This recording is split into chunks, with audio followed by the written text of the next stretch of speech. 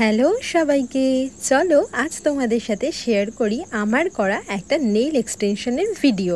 প্রথমেই এখানে তো তোমরা আমার ক্লায়েন্টসের নেইলসগুলো দেখতেই পেলে। এক্সটেনশন করবে বলে আমার ক্লায়েন্ট কিন্তু আগে থেকেই নেইলসগুলোকে কেটে খুব সুন্দর করে নেল পলিশটা রিমুভ করে রেখেছিল।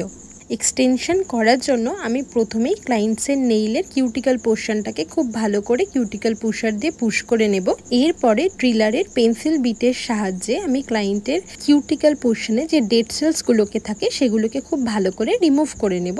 তারপরে কিউটিক্যাল কাটারের সাহায্যে আমি কিউটিক্যাল পোর্শনের এক্সট্রা যে ডেড সেলসগুলো উঠে থাকে সেগুলোকেও ভালো করে কেটে একদম পরিষ্কার করে নেব। এক্সটেনশনের জন্য নেইলের সারফেস যত পরিষ্কার থাকবে এক্সটেনশন কিন্তু ততটা ভালো হবে এবং লং লাস্টিং হবে। এরপর স্যান্ডবিটের সাহায্যে আমরা নেইলের সারফেসটাকে ভালো করে ড্রিল করে নেব। এতে নেইলে যে ন্যাচারাল অয়েলটা থাকে সেটা রিমুভ হয়ে যাবে। হ্যাঁ, ড্রিলটা কিন্তু খুব হালকা করে করতে হবে, ওভার ড্রিল করলে নেইল সারফেসটা কিন্তু নষ্ট হয়ে যায়। এরপর হার্ড গ্লুয়ের সাহায্যে নেইল টিপসগুলোকে আমরা অ্যাপ্লাই করে নেব। নেইলের হাফ অফ পোর্শন থেকে কিন্তু টিপসটা অ্যাপ্লাই করতে হবে। ক্লায়েন্টের রিকোয়ারমেন্ট অনুযায়ী এরপর নেল টিপসগুলোকে কেটে শেপ দিয়ে নিতে হবে। আজকের আমার ক্লায়েন্টের ডিমান্ড ছিল কিন্তু অ্যালমন্ড শেপের নেল, সেই অনুযায়ী আমি ওনাকে একটা অ্যালমন্ড শেপের নেলস করে দিয়েছিলাম। ফাইল ইউজ করার সময় আমাদের সবসময়তেই লক্ষ্য রাখতে হবে কোনোভাবে ক্লায়েন্টের হাতে যেন কেটে না যায়। শেপ কমপ্লিট করে নেল টিপস অ্যাপ্লিকেশনের পরে যে আনইভেন ব্যাপারটা থাকে, ড্রিল করে নেল সারফেসের সঙ্গে সেটাকে খুব ভালো করে ইভেন করে নিতে হবে। ড্রিল কমপ্লিট করে ফ্লাপি ব্রাশের সাহায্যে ডাস্ট অফ করে নিয়ে এরপরে ইউভি জেল অ্যাপ্লাই করতে হবে। প্রথমে পাতলা পাতলা করে এক কোট ইউভি জেল নেলসে ভালো মতো করে অ্যাপ্লাই করে ইউভি মেশিনে 60 সেকেন্ড ড্রাই করতে হবে। ইউভি জেলের প্রথম কোটটা ভালো মতো ড্রাই হয়ে এলে এরপর সেকেন্ড কোট অ্যাপ্লাই করতে হবে। সেকেন্ড কোটে একটু বেশি পরিমাণ জেল নিয়ে মোটা করে অ্যাপ্লাই করতে হবে। জেল অ্যাপ্লিকেশন কমপ্লিট করে আবারও নেলসগুলোকে 60 সেকেন্ডের জন্য ভালো করে ইউভি মেশিনে ড্রাই করে নিয়ে এরপরে অ্যাসিটনের সাহায্যে স্টিকি লেয়ারটা রিমুভ করে নেলসগুলোকে খুব ভালো করে ফাইল করে নিতে হবে।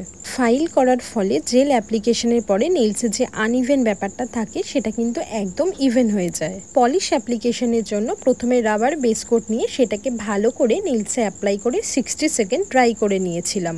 এক্সটেনশনের ক্ষেত্রে পলিশটা কিন্তু আমরা ডবল কোটে ইউজ করব, এতে পলিশের কালারটা ভীষণ ভালো আসে আর কভারেজটাও খুব ভালো পাওয়া যায়।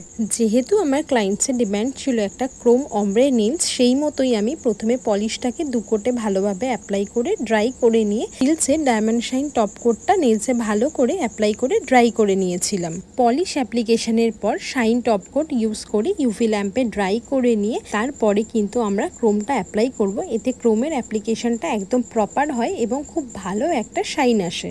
সলিড কালার অ্যাপ্লিকেশনের পর নেলসটাকে আরও একটু ব্রাইট লুক দেওয়ার জন্য রিং ফিঙ্গারে আমি সিলসের একটা পিঙ্ক শেডে গ্লিটার পলিশ ইউজ করেছিলাম। পলিশ অ্যাপ্লিকেশন কমপ্লিট করে এরপর আমি বোল্ট বির একটা পিঙ্ক শেডের ক্রোম নিয়ে অমরে ডিজাইনটা করে নিয়েছিলাম।